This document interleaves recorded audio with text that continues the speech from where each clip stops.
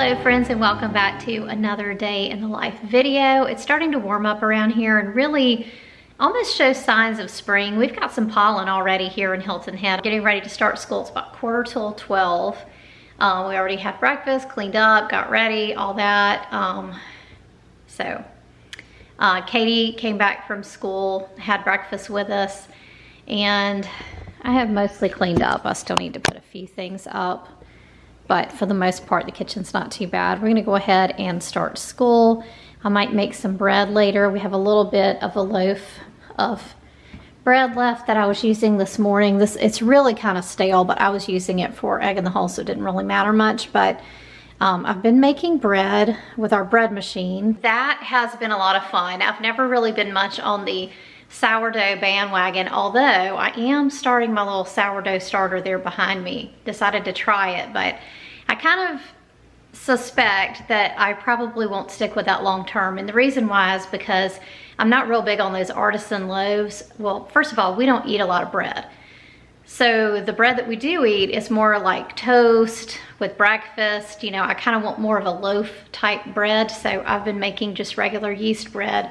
I did find a recipe. I was using the recipes that came with like the Cuisinart bread maker that I have, which I do really like. I'll show that to y'all later when I make some bread. But so I do really like that recipe, but I found another recipe that's better, and I'm modifying it because it's for a 1.5 pound loaf, and I want to make a 2 pound loaf. And I came really close to having it perfect last time, but I think I need to add a little less water and a little less flour. But we'll work on that later. It's the bread maker right here. It's a vertical one that I've been using. I got it for Christmas and it's been a lot of fun. I am planning to make sourdough in my bread machine if I can get this starter behind me. I don't know if y'all can see my little starter there. But if I can get that going, I might try that. But I guess my reluctance in using sourdough for my bread machine is I know that if you're gonna only use the starter, it takes like multiple days of work to kind of get your bread there, you know, with the rising and all that kind of stuff. So, but King Arthur Flour has a bread machine recipe that uses a little bit of yeast with it. So you can actually use your bread machine like it's intended to be, where you put the stuff in and then you go do something else and the bread machine makes the bread. That's how I want to make bread. I don't want to constantly manage the bread, you know? So anyway, I'm gonna probably try that if I can get my sourdough starter going. But we need to go ahead and work on school. She's ready for school, aren't you? Yes, hello.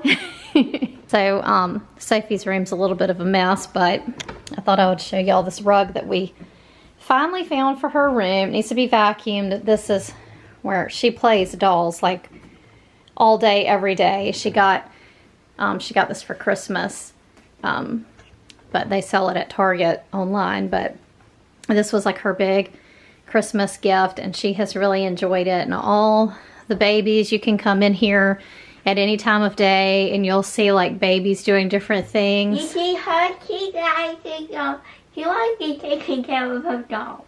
So this one's taking care of her doll. And the other one is like never gonna get up to the sofa. The other ones are on the floor asleep. So, but you can come in here at any time and she'll have like one of them watching TV, one of them's taking a nap. You know, they're just doing all kinds of things in here. So it's really cute how she plays with this. But anyway, what do we need to do? School. Yeah, we need to do school. And these ones were doing school. Yeah, yesterday they were homeschooling, right? Yes, and they got playtime, but they died. And the parent said she needs time off. Oh, the mom needed time off. Yeah. She needed time off to spend time with her kids. Oh, that's nice. She told me yesterday that the mother said you have to do your school before you can play, before you have your free time. Yes, that's what we did first. Yeah, well, let's go do our school so we can have some time to play. Yes. All right, and so we do have a major homeschool update. Sophie finished the Good and the Beautiful level 1, right? Yeah. So we finished the Good and the Beautiful level 1. Now the problem with that is in moving to level 2, we started with the booster book set C, I think is the purple one that goes with the Good and the Beautiful level 2, and it's too big of a jump. So unfortunately, that's what I found frequently for Sophie with the Good and the Beautiful. So as much as we like it, and as pretty as it is, it's just not going to be a good fit right now. So we added, since we finished that, we've been doing the Aces Paces math, and that one has such incremental movement that it's working well for her. So we decided to try their English, and there's a thing that goes along with English called word building. I would call it spelling and handwriting. So we're putting that together with the English and calling that language arts. And we've stopped our other handwriting because she had actually almost finished that book anyway. So that's what we're trying right now. Sophie does like it, but she did make the comment that it's not beautiful, which I completely agree with her. It's very, like, you know, cartoony in almost a silly way. So I wouldn't say that like I'm a huge fan of this or would highly recommend it or anything like that. But you know, with Sophie and her ability to move forward, that's really the most important thing to me. And so if we can get something that allows us to keep going, and so far this is working pretty well. It does allow her to write a little bit more because, so for example, it still has, this is a second grade level, but it still has, I hope y'all can see that, it still has the big lines. That makes it a little bit easier for her to write. This is a good bridge, I think, from where she's been to where she needs to go. The other thing I wanted to tell y'all as far as homeschool updates, if you homeschool in South Carolina, I know several of y'all have reached out to me over the years, asked me about homeschool accountability groups. Now in South Carolina, you are required by law to homeschool under what they call an accountability group. It's just the only way to legally homeschool. And the homeschool accountability group is going to be a group where you turn in, you don't turn in like your portfolio and work samples and stuff like that, but there's gonna be some level of forms that you turn in to show that you are homeschooling in accordance with state law. And there's 3 different accountability group options. One is the public school, which I don't know why anybody would do that. The second one is option 2, which is SCAYS, and then the third one is option 3, and there's a whole plethora of option 3 homeschooling groups. So all that to say, I wanted to let y'all know, the people that are in South Carolina that would probably care about this or have asked me about this in the past. We used option 2 SCAYS forever and ever. I have loved SCAYS, particularly working with Beth Martin, who's now retired. We used them and they did a full graduation, transcript, all the things, helped so much when Katie was doing dual enrollment and going into college and all of that. But they also have a special needs program, and I had Sophie enrolled in that. But I am actually making a big change next year and leaving SCAYS and moving to a third option group called Homeward Ed. I spoke to a lady over there named April, I think her name is April Ray. And I am doing that because Sophie's needs and Katie's needs are very different. And I feel like for having Sophie with SCAYS is probably not the best because they do require testing every 2 years, where option 3 groups do not require testing. And I feel like testing is just going to be an anxiety inducing thing that Sophie could do without. In my opinion, that is not a worthwhile endeavor for us right now. So just so that I don't have to fight that battle every 2 years, I am going to shift to another accountability group. So we're going to go ahead and get started with school. So the babies are waiting. We need to get going, don't we? What do you math? You want to do math? Okay. Yeah. Yeah, we don't want those babies to wait any longer than they need to get Sophie back in there. All right, so for math, Sophie, you're going to add the right side first and then the left side.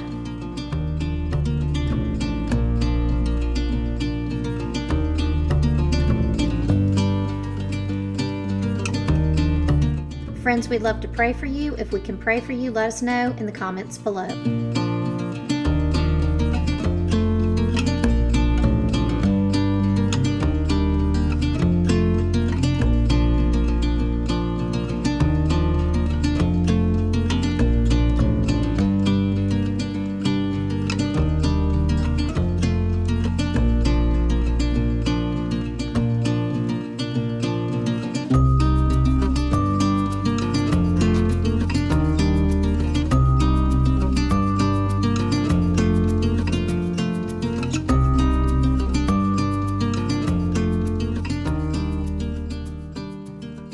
All right, friends, I feel like today might not have been the best day to film a day in the life because once Sophie and I finished school, I spent probably 2 hours doing planning. So I thought for those of you that are following our homeschool journey that I would go ahead and let you know what our plans are for next year. I'm not gonna do a separate video this year because I'm trying not to play YouTube's game with what they want my channel to be versus what I want my channel to be. So again, like we've discussed, you will find homeschool stuff on my channel, but I do not consider this to be a homeschool channel. I'm not going to do sit down videos related to homeschool probably at all anymore, or at least not very much anymore. All right, so history was one that I really couldn't decide on, and finally I think I have decided to use America Story 1.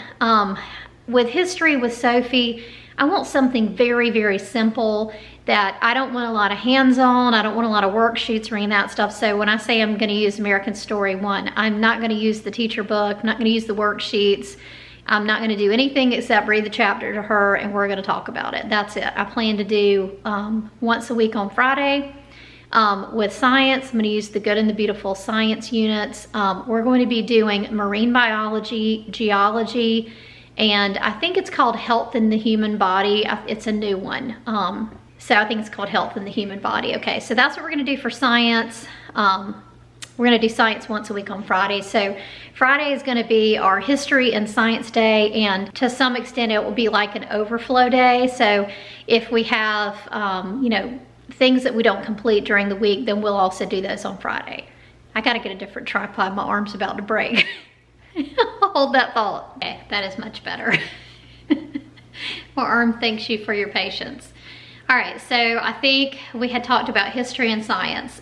So the other 3 subjects, we're gonna do all of that with the ACES PACES that we just started using for math and language arts. Right now she's in level 2 on both of those, so at some point we'll switch over to level 3, and then we're also doing the same level for Bible.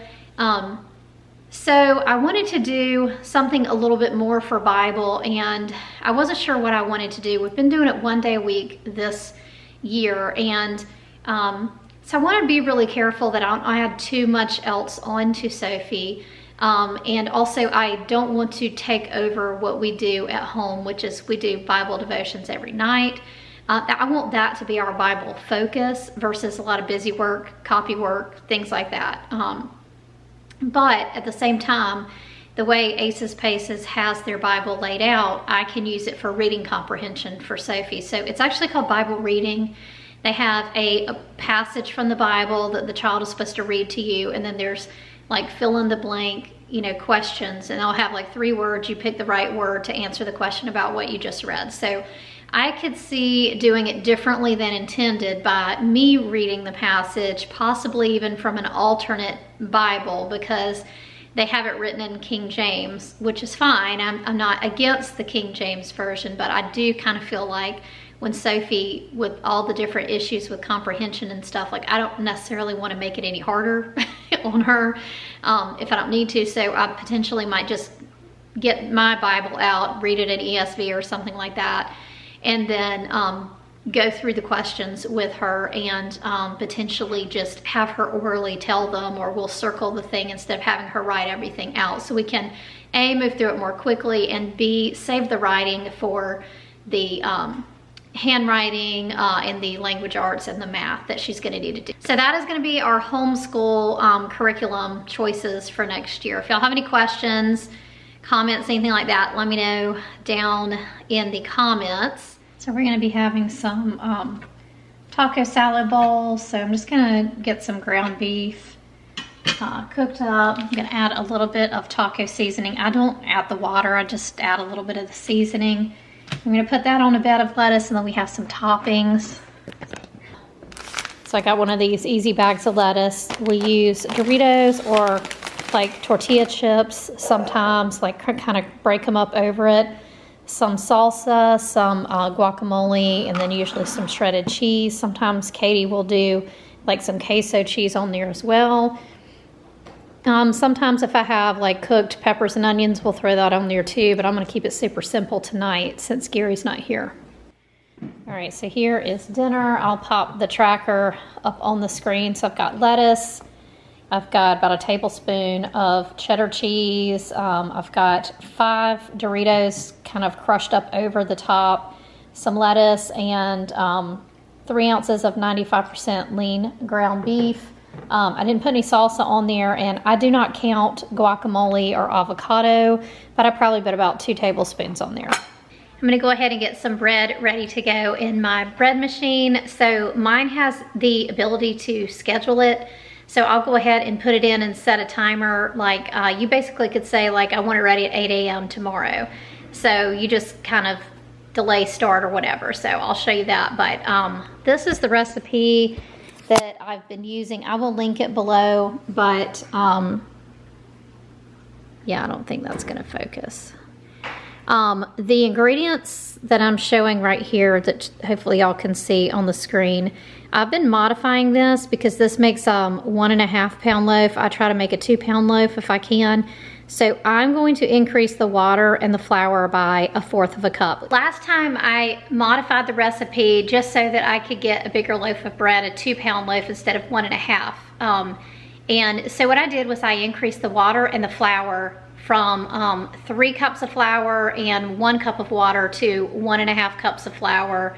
I mean 3.5 cups of flour and 1.5 cups of water. And the taste of that bread turned out really, really good. I really didn't, based on other bread recipes that I've used, I didn't see the need to modify the other ingredients. I felt like there's way plenty of yeast, probably more than any of the other recipes that I've used.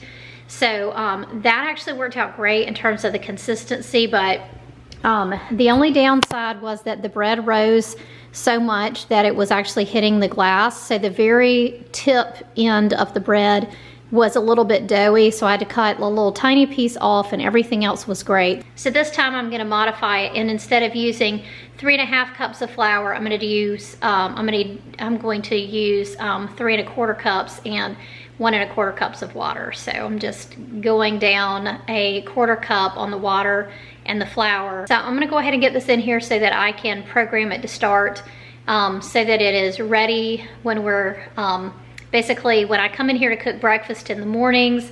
I like to be able to take it out at that point and let it start cooling on the cooling rack. So that's 1 1/4 cups of warm water, although I don't know that the temperature really matters when you're doing the kind of start in advance, because this is gonna be cool before it ever actually starts. So we have to do this in order. If you haven't used a bread machine, whenever you get a bread machine recipe, you always wanna put everything in there in the order that it's given. And I'm actually not going to do that with the next 2 things. So I've got 3 tablespoons of oil and 3 tablespoons of sugar. And I am going to do the sugar first just so that I can use the same measuring spoon. Since these 2 are going to be below the flour and they're going in basically at the same time, I don't really think it matters. This is what I typically do, is just reverse the order of the sugar and the oil. Also, the sugar is going to sink and the oil is going to float anyway.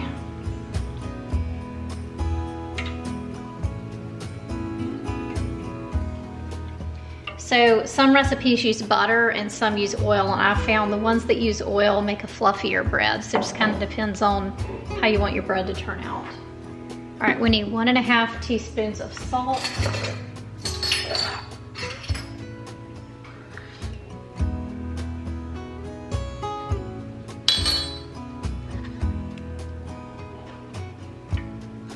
Then we need our 3 1/4 cup of our flour, and I use bread flour. Like I said, the original recipe only called for 3 cups, but I'm trying to get a slightly bigger loaf.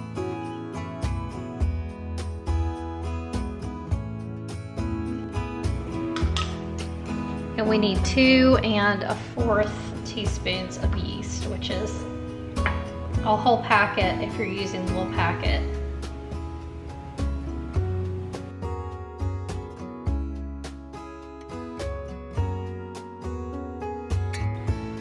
So we're just going to carefully put it in here without disturbing the yeast and having it fall down below the flour. All right, so that's what it looks like. So I'm gonna program it on number 1, which is the white loaf. I usually do the medium crust color.